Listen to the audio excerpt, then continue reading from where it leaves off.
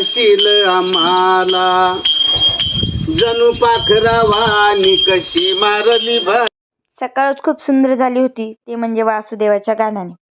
कुठेतरी आपली संस्कृती लोप पावत आहे असं वाटलं, कारण खूप दिवसाच्या नंतर वासुदेव बघायला भेटला.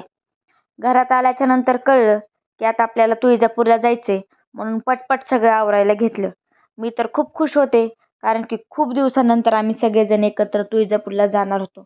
म्हणून पटकन असं आवरलं. तर भूमी ही बाहेर जायला खूप आवडतं, तर ती खूप खुश होती. ती सगळ्यांना बाय बाय करीत होती. पटकन सामान असं घेतलं व गाडीमध्ये त्यांनी ठेवून दिलं. आमचा छोटा साधू दादा असा थोडासा नाराज झाला होता, कारण की त्याला यायचं होतं. नंतर आम्ही निघालो ते थेट तुळजापूरच्या दिशेने. वाटेतच आईस्क्रीम दिसली होती आणि सगळ्यांनाच आईस्क्रीम खायची इच्छा झाली, म्हणून आम्ही गाडी थांबवली व सगळ्यासाठीच आईस्क्रीम घेतली.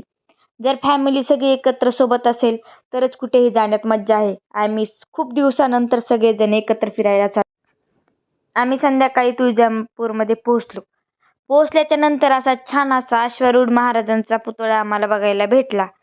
महाराजांच्या पुतळ्याला वंदन केलं व आम्ही समोर जायला निघालो. आम्ही जाणार होतो भोप्याच्या घरी आणि आम्ही तिथे गेल्याच्या नंतर तिथं असं लिहिलेलं होतं खूप छान, सुस्वागतम, या आणि बसा.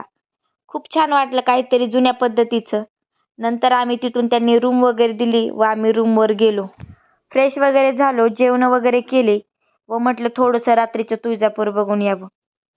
रात्रीच्या शांत वातावरणामध्ये चमकणारे दिवे, छोट्या छोट्या लाईट, सगळीकडं गजबज असलेलं सुंदर असं हे देवीचं मंदिर खूप छान वाटत होतं. हे सगळं बघून खूप मन प्रसन्न झालं. चला भेटूया उद्या. बाय.